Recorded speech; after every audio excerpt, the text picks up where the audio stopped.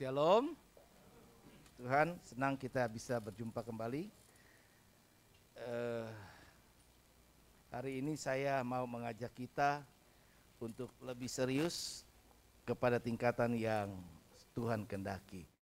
Tema yang saya sampaikan untuk renungan kita pada kesempatan ini adalah jangan meremehkan Tuhan. Kalau kalimat jangan meremehkan Tuhan bisa diartikan sebagai perintah, bisa juga diartikan sebagai himbauan. Tetapi ini menjadi peringatan ataupun membuat kita bisa lebih sungguh-sungguh lagi. Itulah harapan yang saya hendak sampaikan.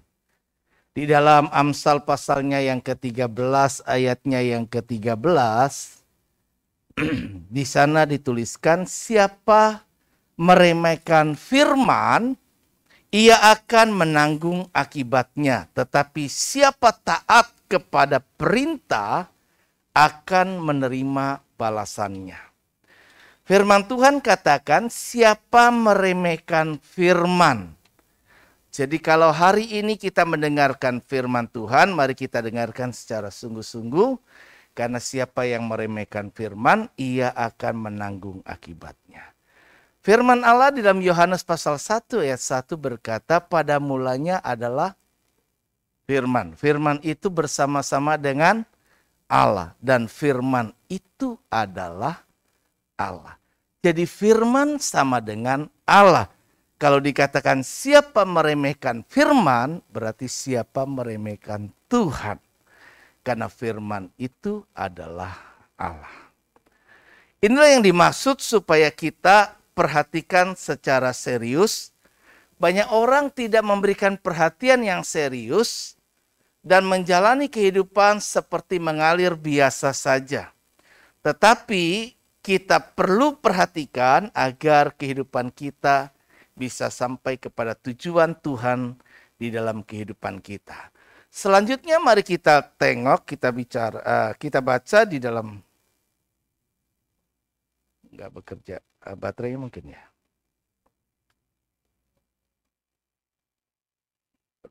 Boleh diklik aja ya. Kejadian pasal yang ke-25 ayat yang ke-29 sampai yang ke-34. Kita akan baca 5 ayat ini. Kejadian 25 ayat 29 sampai 34. Satu kisah yang tidak asing bagi kita sekalian, tentu kita tahu tentang Yakub dan Esau. Firman Allah dituliskan di sana, kita akan kembali membaca bergantian. Laki-laki bersama saya, yang wanita juga bersama dengan kaumnya. Laki-laki ayat ganjil, wanita ayat genap sampai akhir kita baca bersama-sama ya. Yuk firman Allah berkata demikian, 2, 3. Pada suatu kali, Yakub sedang memasak sesuatu. Lalu datanglah Esau dengan lelah dari padang.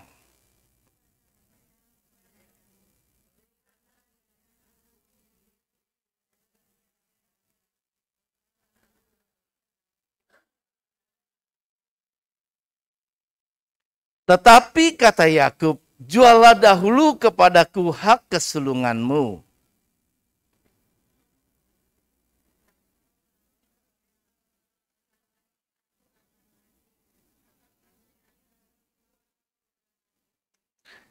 Kata Yakub, bersumpahlah dahulu kepadaku, maka bersumpahlah ia kepada Yakub dan dijualnyalah hak kesulungannya kepadanya.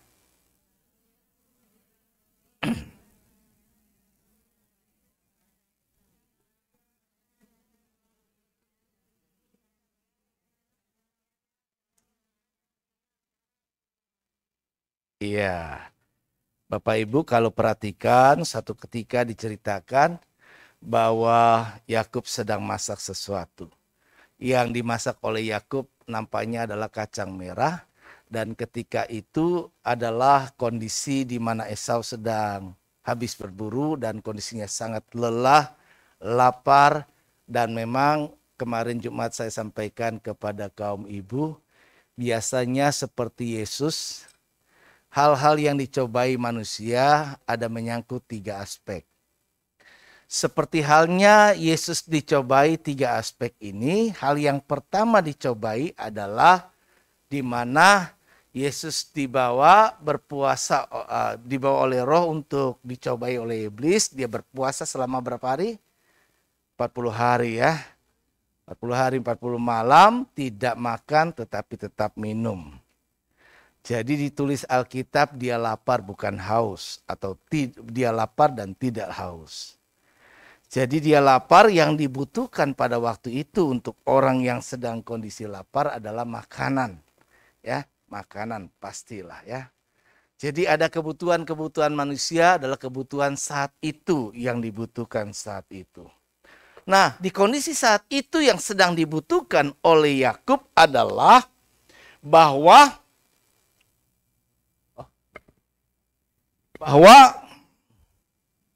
saya sekarang ini perlu makan.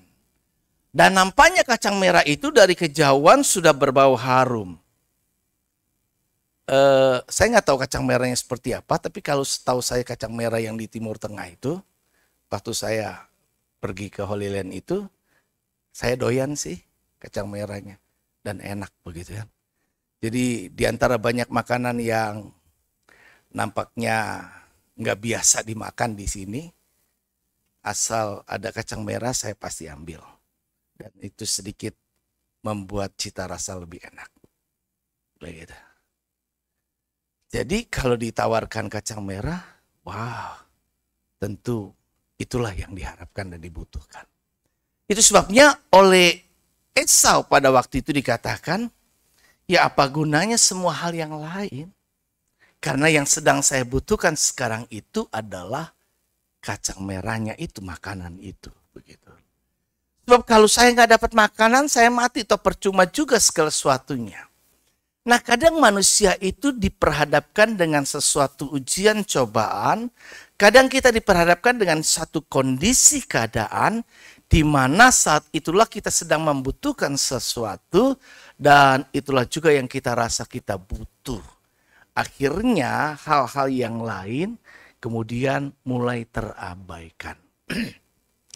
Nah, jika yang kita rasakan saat itu adalah sebuah kebutuhan hal yang sifatnya jasmani lahiriah, maka hal perkara rohani itu terabaikan atau direndahkan atau diremehkan. Tidaklah menjadi hal yang penting, tidaklah hal yang perlu dipertahankan. Karena itulah yang terjadi juga pada pribadi Esau. Esau dapat kasih karunia, mempunyai hak kesulungan. Dari hak kesulungan yang dimilikinya, ia punya hak untuk mewarisi berkat-berkat Tuhan yang diperjanjikan kepada Abraham, Ishak, dan bapaknya Yakub.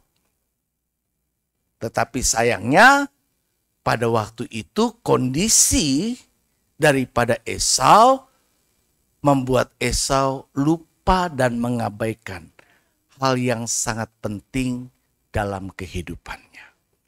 Jadi dia gampang, dan Alkitab mencatat demikianlah Esau memandang ringan, ya digampangin tentang hak kesulungan itu. Ada banyak orang kadang-kadang nggak mengerti secara benar. Itu sebabnya kita terus belajar untuk bertumbuh di dalam iman dan pengenalan akan Tuhan menjadi jauh lebih penting dari waktu ke waktu, agar kita bisa tahu mana hal-hal yang paling penting sebenarnya di dalam kehidupan kita. Nampaknya ini loh yang penting, ini loh yang nampak secara kasat mata, ini loh yang saya sedang butuhkan sekarang. Tapi di balik semua itu kita perlu pertanyakan, apakah benar apa yang kelihatan di depan mata itu, apa yang kita rasa saat itu adalah hal-hal yang benar, esensi dalam hidup kita di dunia dan di akhirat nanti, adalah sebuah kebutuhan yang dapat berguna bagi hidup kita. Nah, sikap meremehkan, memandang rendah atau ringan, atau tidak menghargai, tidak menghormati, tidak tahu berterima kasih adalah sikap yang sering terjadi di dalam hidup kita.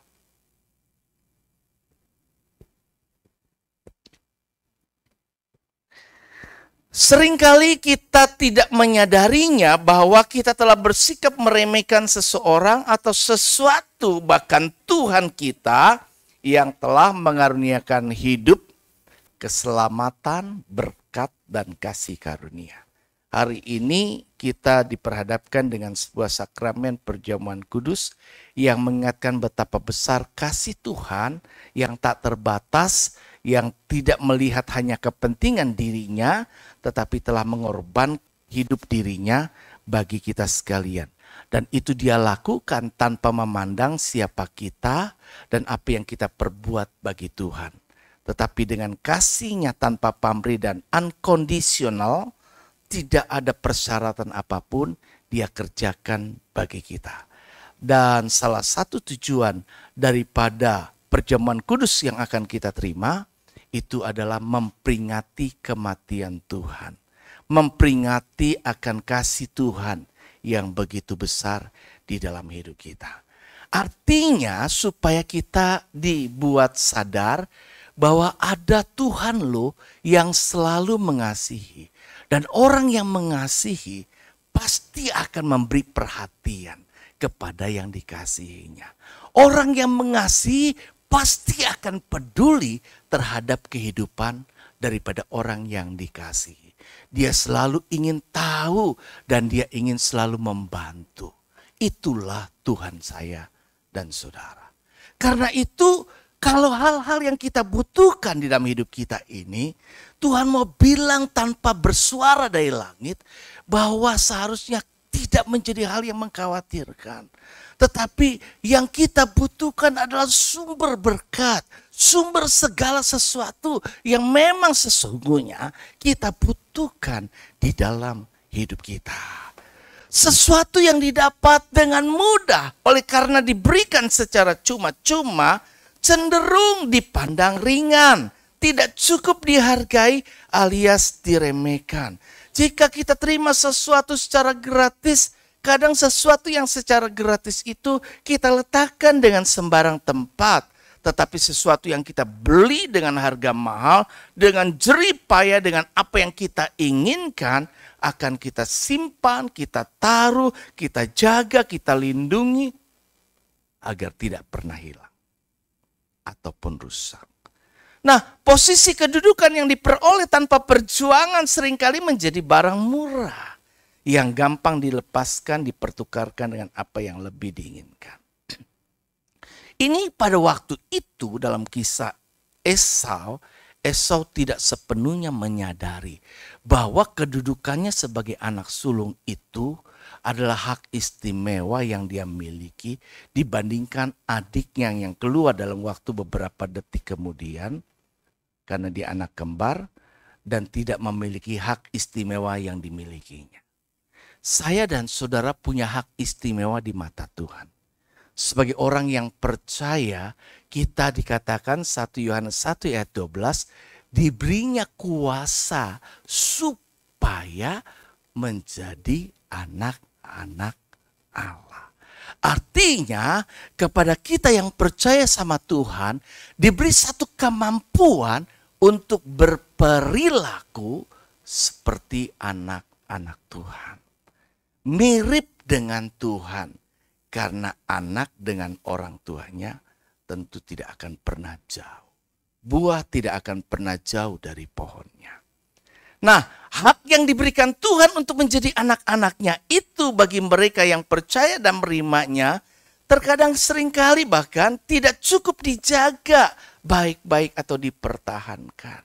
Melainkan sering dipandang ringan, sering dipandang remeh. Orientasi hidup berubah kepada pencapaian dan pemuasan kebutuhan pribadi sesaat yang justru untuknya orang berani mempertaruhkan posisinya sebagai anak-anak Tuhan dan meremehkan pengorbanan Tuhan yang telah menebusnya dengan darah yang mahal. Kadang orang yang sudah berkorban buat kita tidak cukup kita hargai. Kadang orang yang telah membantu kita tidak cukup kita hargai. Seringkali kita melupakan hal itu. Manusia seringkali dalam kondisi tertentu, kita bisa lihat cenderung tidak bersungguh-sungguh dalam mengiring Tuhan. Ya, kita juga cenderung tidak bersungguh-sungguh ketika kita punya kesempatan bisa melayani, kita tidak terima pelayanan itu secara serius dan dijalankannya dengan sungguh-sungguh. Sepertinya kita tidak menginginkannya. Beda loh kalau kita jujur, hal yang kita inginkan pasti kita perjuangkan. Hal yang kita inginkan pasti kita usahakan dan pertahankan. Tetapi jika kita sendiri tidak merasa menginginkan atau membutuhkannya, biasa sering kita akan lepas dan buang. Kita seringkali juga anak-anak Tuhan pada umumnya tidak hidup bagi Tuhan. Tidak mengindahkan peringatan-peringatannya. Sebaliknya, maka fokus kita pada kehidupan berorientasi pada kepentingan pribadi menurut seleranya sendiri. Ya, saya maunya apa, saya tetap seperti apa. Ya, minggu ketemu kita bisa bilang suka-sukamu Tuhan, tapi kembali hari-hari berikutnya suka-suka gue. Jadi seringkali kita hanya hidup dalam Tuhan sementara saja, tapi di luar Tuhan lebih banyak menguasai hidup kita. Sesungguhnya diremehkan itu sangat menyakitkan hati. Dan semua orang tentu tidak ingin diperlakukan demikian, maka berempatilah juga terhadap Tuhan. Karena Tuhan pun tidak ingin diremehkan. Orang yang meremehkan Tuhan dan firman-Nya, dikatakan Amsal 13 ayat 13 tentu akan menanggung akibat yang serius. Kehilangan hak menjadi anak-anak Allah berarti kehilangan hak sebagai ahli waris kerajaan surga, bahkan juga janji-janji yang diperjanjikan dan tertulis dalam kitab suci kita Alkitab. Juga kita kehilangan satu jaminan berkat dan perlindungan Tuhan. Karena itu pribadi kita sebagai anak-anak Tuhan bukan karena statusnya saja, tetapi perilakunya. Kehidupan yang kita hidupi. Karena Alkitab menulisnya 1 Yohanes 1 ayat 12 kalau baca serius. Kadang orang menggunakan ayat ini cuma sebagai klaim bahwa dia anak-anak Tuhan. Tuhan tulis bahwa barang siapa yang percaya kepadanya diberinya kuasa supaya. Kalau yang namanya supaya adalah satu dorongan bahwa yuk supaya kamu tuh bisa seperti anak-anak Allah. Jadi jadilah benar-benar seperti anak-anak Allah karena memang itulah yang seharusnya begitu loh. Bukan kita sudah dapat dapat jadi anak-anak Allah labelnya doang, statusnya doang, tapi isinya tidak. Nah karena itu yuk belajar apa yang dapat membuat orang kadang meremehkan Tuhan. Biar kita diingatkan ya. Yang pertama perhatikan ada satu bahaya yaitu ini yang paling sering. Kemakmuran hidup. Firman Allah tulis begini menjadi pelajaran buat kita. Lalu menjadi gemuklah Yesurun dan menendang ke belakang. Bertambah gemuk engkau, gendut dan tambun. Dan ia meninggalkan Allah yang telah menjadikan dia. Ia memandang rendah gunung batu keselamatan. Nah, semua orang tentunya menginginkan hidup yang diberkati sehingga kepengen tentunya hidup makmur. Saya pun pengen semua tanpa terkecuali. Itu tentu tidak salah. Dan Allah juga menjanjikan supaya kita hidup diberkati. Ia yang kaya dijadikannya miskin supaya kita bisa kaya. Aku datang untuk memberikan kepada kamu hidup-hidup yang berkelimpahan. Allah ingin memberkati. Allah ingin membawa kita kehidupan yang baik. Allah menulis dengan Alkitab yang diingatkan kepada kita. Ia membuat rancangan-rancangan bukan kecelakaan, tetapi masa depan yang penuh harapan. Jadi Allah mau kasih tahu, karena aku begitu besar mengasihi engkau. Dan karena Allah juga mengasihi dia, tidak menyayangkan anaknya sendiri. Dikatakan Roma 12, bahwa dia juga berikan anaknya. Dia berikan segalanya. Dan kalau ia tidak menyayangkan anaknya sendiri, masakan dia tidak akan memberikan apa yang menjadi kebutuhan kita. Jadi begitu besar, begitu besar. Tapi seringkali manusia nggak merasa cukup atas pemeliharaan Tuhan. Nggak merasa cukup atas perhatian Tuhan. Nggak merasa cukup atas berkat Tuhan. Sehingga kadang-kadang orientasi kita kepada cuma diri sendiri saja. Nggak salah kita pengen hidup diberkati, karena itulah tujuan Tuhan juga. Dia ingin memberkati kita. Namun satu hal yang harus kita waspadai adalah jangan sampai karena sudah alami kemakmuran hidup, lalu kita merasa tidak perlu lagi Tuhan. Bahkan cenderung meremehkannya. Ini yang perlu kita waspadai. Kalau nanti hidup kita sudah menjadi lebih baik, jangan membuat kita lupa Tuhan. Kalau pekerjaan kita semakin sibuk, semakin baik, semakin diberkati, semua yang kita miliki semakin banyak, bertambah, jangan lupa dan jangan pinggirkan Tuhan. Yesurun adalah nama kuno untuk Yakub atau Israel. Nama panggilan untuk Israel ya. Nah, kata gemuk itu atau gendut adalah dan tambun adalah ayat pokok di atas menunjukkan kemakmuran. Dan kalimat menendang ke belakang berarti melupakan pertolongan Tuhan. Jadi Israel, umat pilihan, orang yang ditetapkan Tuhan, orang yang dipilih Tuhan, yang kepadanya Tuhan jatuh hati. Bukan karena engkau kuat, kata firman Tuhan. Bukan karena engkau lebih banyak jumlahnya, tetapi karena Tuhan yang memilih engkau. Demikian Alkitab selalu menuliskan, bukan kita yang memilih Tuhan, tapi Tuhanlah yang memilih kita. Dia memilih kita, dia kepengen sama kita, dia naksir sama kita, dia jatuh cinta sama kita. Lantas apakah kita meremehkan semua itu karena gue gak cinta sama lu juga kok?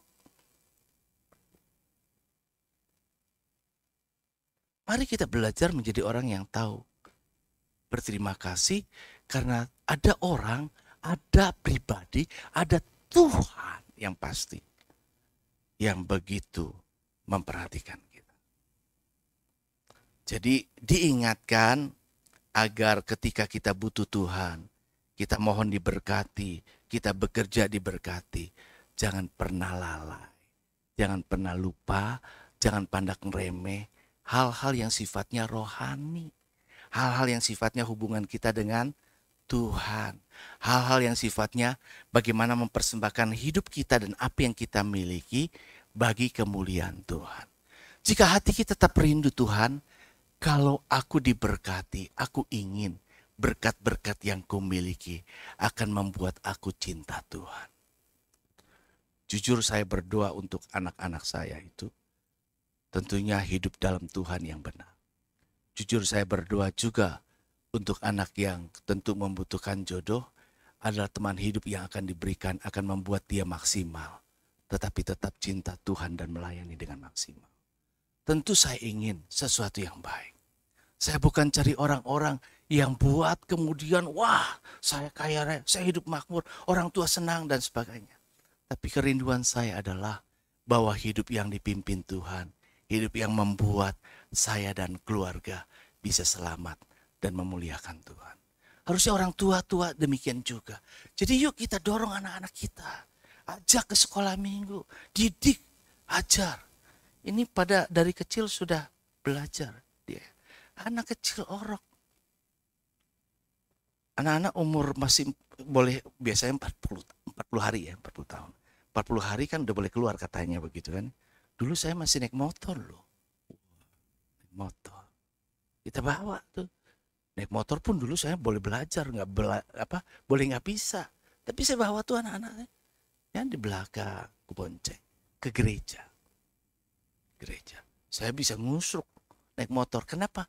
Karena basic saya tidak bisa naik sepeda. Jadi saya beli motor tanpa bisa naik motor.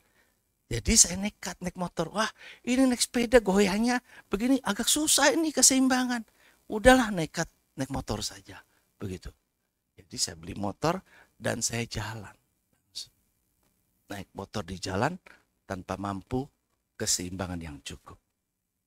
Tapi Tuhan tolong ya. Biasakan hidup kita, anak-anak kita dalam hadirat Tuhan. Sehingga kelak kebesar dia, ya zaman sekarang narkoba tuh cuma selangkah. Ya, ada berbagai bentuk narkoba, anak-anak kita bisa ketipu ya. Ada banyak pergaulan-pergaulan yang bisa merusak, bahaya. Ya. Kita nggak bisa jaga mereka 24 jam. Tapi kita bawa dia ke Tuhan. Kan dengan hubungan dia baik dengan Tuhan, dia tahu bagaimana membedakan mana yang harus dia lakukan dan tidak. Sejarah menunjukkan bahwa pada saat hidup senang dan makmur, maka umat Allah itu rentan, paling mudah melupakan Tuhan dan berhenti mencari wajahnya. Tetapi selama keadaan buruk, tidak menguntungkan, maka umat Allah lebih mungkin menghampiri Allah dengan sungguh-sungguh serta memohon pertolongannya. Dan tentu kalau boleh dipilih, janganlah kita dalam keadaan yang seperti itu dulu, baru buat kita cari Tuhan dan dekat Tuhan. Janganlah buat kita nganggur, gak ada waktu, baru kemudian kita ke gereja rajin. Tetapi kalau kita makin naik, makin sibuk, makin diberkati, gak ada waktu buat Tuhan. Gak ada waktu buat melayani. Gak boleh begitu. Ingat, Dia yang memberi. Dia ingin supaya pemberian yang kita berikan memperlengkapi kita untuk dapat menyenangkan hati Tuhan. Kalau saya memberi sesuatu, harapan saya cuma satu, bukan dibalas. Saya pengen orang yang saya beri itu senang dengan pemberian saya. Karena itu saya lebih cenderung berkata, kalau boleh jujur kamu mau saya berikan apa. Karena saya pengen memberikan apa yang dia butuhkan dan dia senang inginkan. Karena dengan dia senang terima. Saya sudah senang. Berarti saya nggak salah memberi. Berarti dia akan menghargai itu. Tapi kalau saya beri sesuatu yang dia tidak butuh. Kalau saya beri sesuatu yang dia kemudian remehkan. Saya merasa kayaknya kemudian saya nggak kepengen beri lagi. Kenapa? Nggak termotivasi, ternyata itu bukan yang dibutuhkan. Itu yang tidak dihargai. Allah tidak termotivasi jika kita menjadi anak-anak yang tidak tahu menunjukkan kepada Allah, kalau Allah berikan itu, ternyata kita bisa hargai. Tapi kalau kita diberikan semakin senang sama Tuhan, semakin setia, semakin dekat sama Tuhan, semakin menyenangkan Tuhan, oh makin diberkati Tuhan. Makin diberkati Tuhan, makin disayang Tuhan. Makin Tuhan mikir, apalagi yang saya pengen beri. Karena setiap orang pada dasarnya, manusia saja kepengen dipuji, kepengen dan sebagainya. Apalagi juga Tuhan. Jadi perhatian, kemapanan, merasa diri telah mapan, mampu cukup, bahkan kelimpahan. Seringkali mengakibatkan orang merasa tidak lagi membutuhkan Tuhan dan cenderung mengabaikan atau meremehkan peran Tuhan. Dan kasih karunia-Nya dalam hidupnya, perhatikan peran Tuhan. Jangan sampai Tuhan ada di buritan dan akhirnya nggak ada gawe Tuhan dalam hidup kita. Sehingga dia ngantuk dan tertidur dan kemudian kemudi hidup kita yang pegang dan kendalikan menurut yang saya mau. Bukan lagi yang Tuhan mau. Kemudian kalau sudah menghadapi situasi badai, situasi yang tidak menyenangkan, baru kita salahkan Tuhan. Tuhan engkau tidak peduli. Bukankah itu kalimat murid-murid? Murid lu levelnya.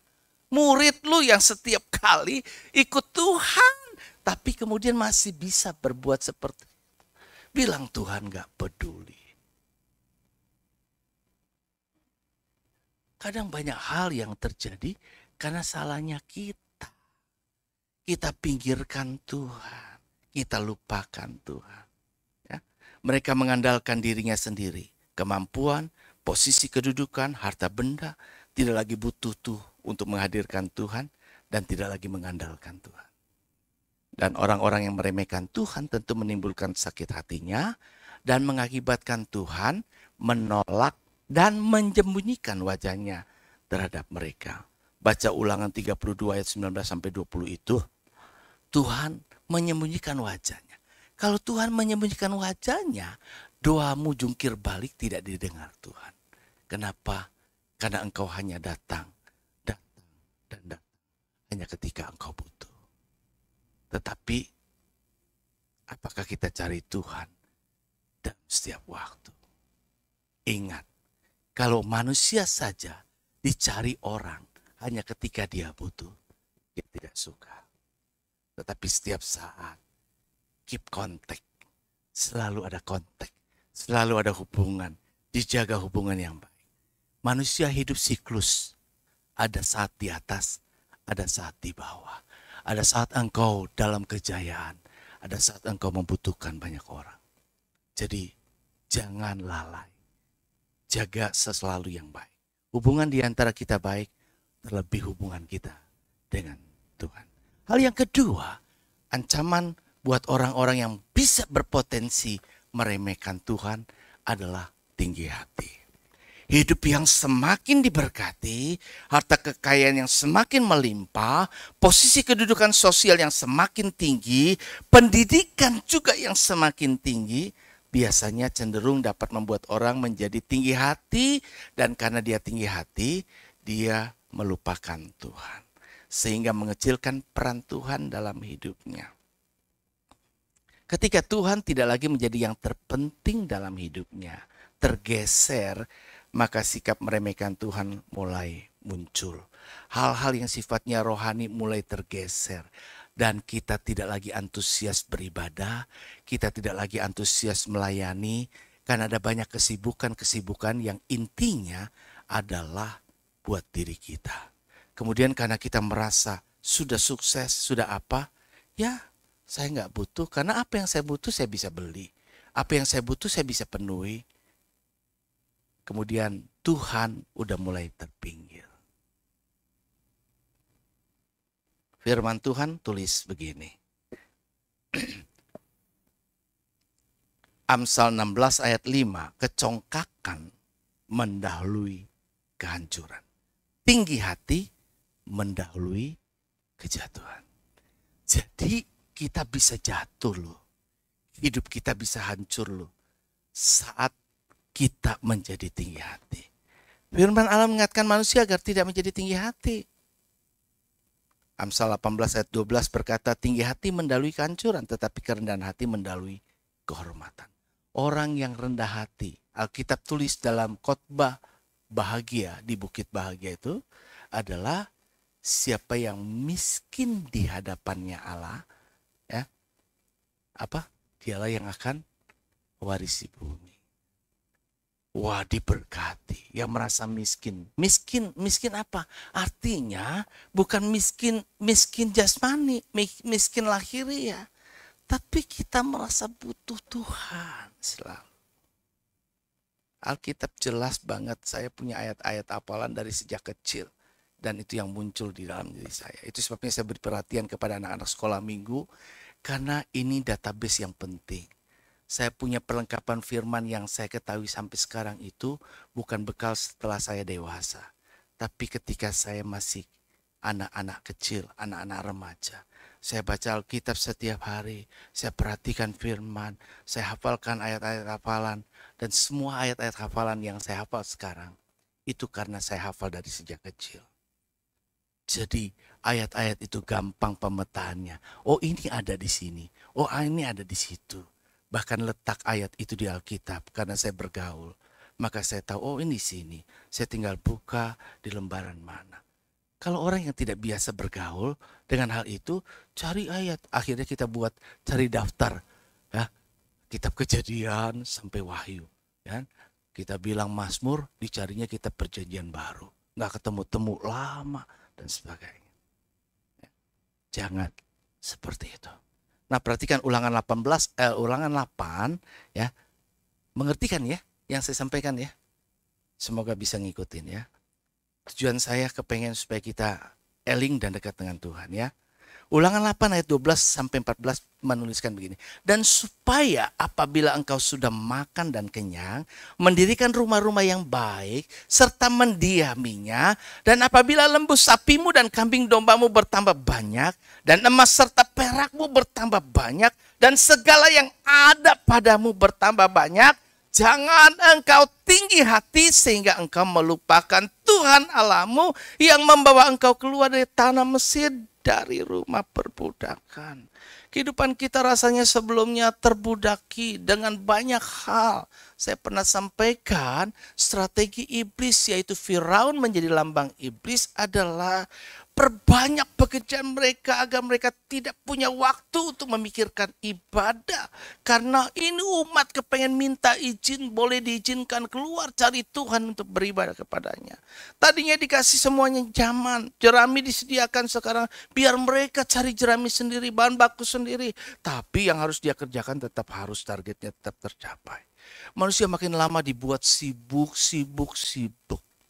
Sebabnya nubuatan akhir zaman dan keadaan manusia akhir zaman pernah saya khotbahkan, tapi mungkin perlu diingatkan lagi, adalah lama-lama manusia tidak lagi mempedulikan agama. Kasih kebanyakan orang semakin dingin. Semua sifatnya rohani mulai merosot. Teknologi makin maju, orang kemudian merasa hebat, dan bahkan ada agama tertentu yang menjadikan teknologi adalah Allahnya. Karena teknologi bisa mengerjakan banyak. Bahkan manusia yang sudah mati dengan teknologi dibuat hidup. Dibuat cloning, dibuat manusia-manusia yang lain. Manusia melupakan ada satu kodrat yang tidak boleh dilanggar. Allah sang pencipta, bukan manusia. Peringatkanlah kepada orang-orang kaya. 1 Timotius 6 ayat 17 sampai 19. Di dunia ini agar mereka jangan hati-hati. Dan jangan berharap pada sesuatu yang tak tertentu seperti kekayaan. Melainkan pada Allah yang dalam kekayaannya memberikan kepada kita segala sesuatu untuk dinikmati.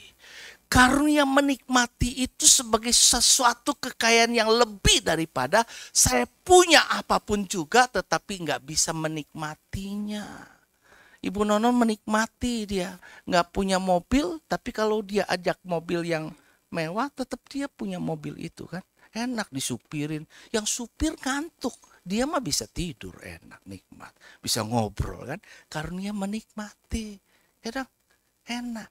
Jadi kalau kita bisa menikmati sehat, jasmani, rohani sehat, semuanya baik sehat, itu berkat Tuhan yang besar.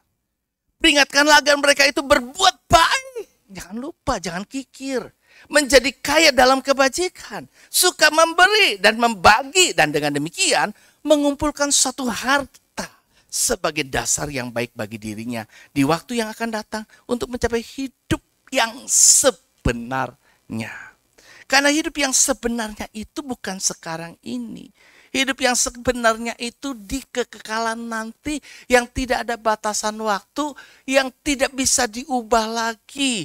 Karena itu nanti selama-lamanya kita akan hidup. Entah di surga, entah di neraka. Kita sekarang masih di tempat transit. Saya punya kesempatan transit pada waktu perjalanan Holy Land. Yang pertama transit di Dubai cuma waktunya kurang lebih 3 jam atau kurang dari itu. Gak banyak yang bisa dilakukan di sana. Pada waktu pulang transit lagi di Dubai ada durasi 6 jam. Tapi juga gak bisa banyak berbuat apa-apa. Artinya di tempat transit itu cuma sementara dan bukan apa yang kita harus bangun. Tetapi di tempat tujuan akhir menjadi hal yang kita harapkan segera sampai di sana. Hal apa saja sih yang dapat dianggap sebagai sikap meremehkan Tuhan? Ini slide terakhir saya.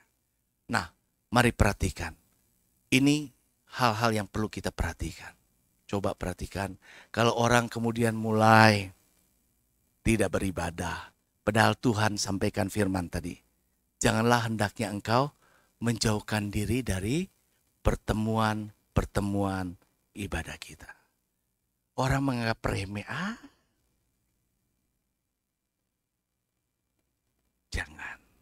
Jangan sampai tidak beribadah. Betapapun kita punya kesibukan apapun, upayakanlah untuk tetap beribadah. Jangan menghindari pertemuan-pertemuan ibadah kita. Kemudian Yesaya 29 ayat 13 mengingatkan bahwa seringkali juga kita udah datang, oke dah aku datang. Tapi kita tidak bersungguh-sungguh dalam ibadah. Dan Allah membenci kalau kita hanya sekedar jalankan ibadah yang rutinitas. Maka Tuhan ingatkan di Yesaya itu, umatku memuji aku dengan mulutnya, tapi hatinya jauh.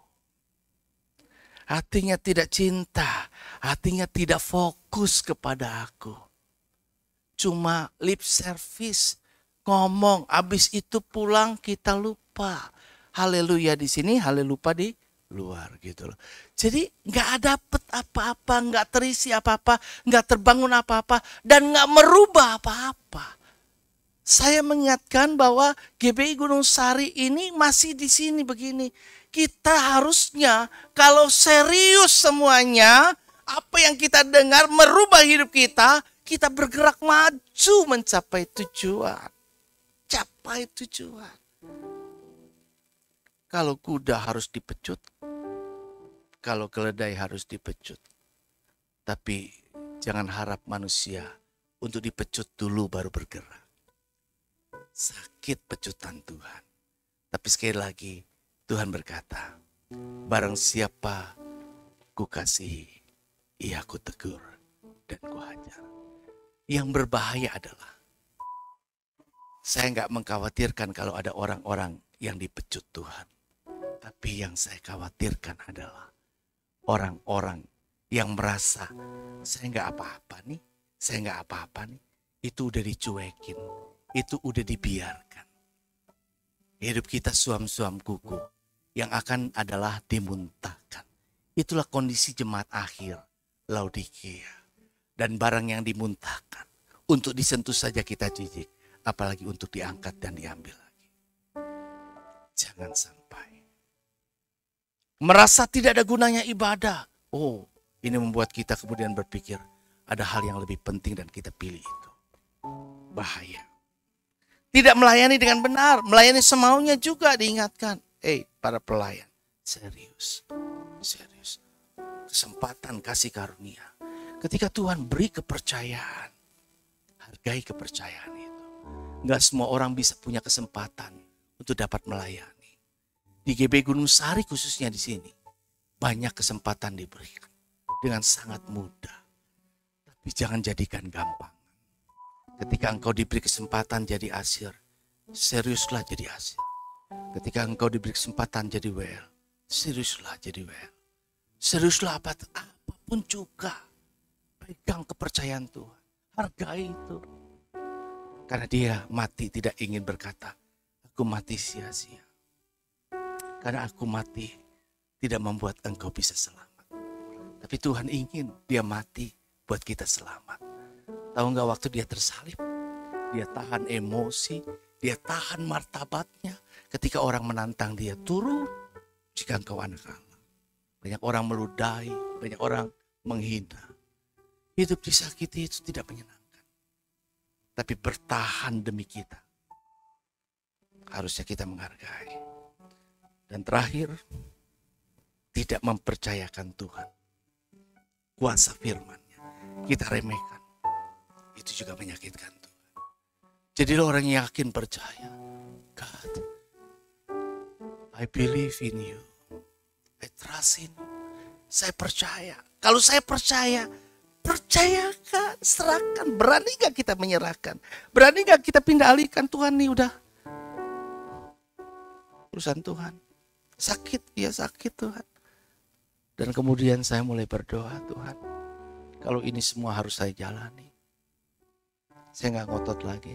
Saya cuma minta beri saya kekuatan untuk menjalani. Dan jadilah kehendak. Ketika kita diproses sedemikian rupa, diperas sedemikian rupa, sampai kering dan tidak ada air keluar. Air mata tidak lagi bisa mengalir. Kita angkat tangan, Tuhan. Tidak ada kata-kata yang bisa terucap, tapi Roh Kudus membantu kita. Coba bayangkan, betapa baiknya ya. Roma 8 ayat 26. Ketika kita udah gak berdaya, sampai gak bisa berkata-kata, Roh Kudus bantu kita berkata-kata kepada Allah. Yuk mari kita bangkit diri. Karya terbesar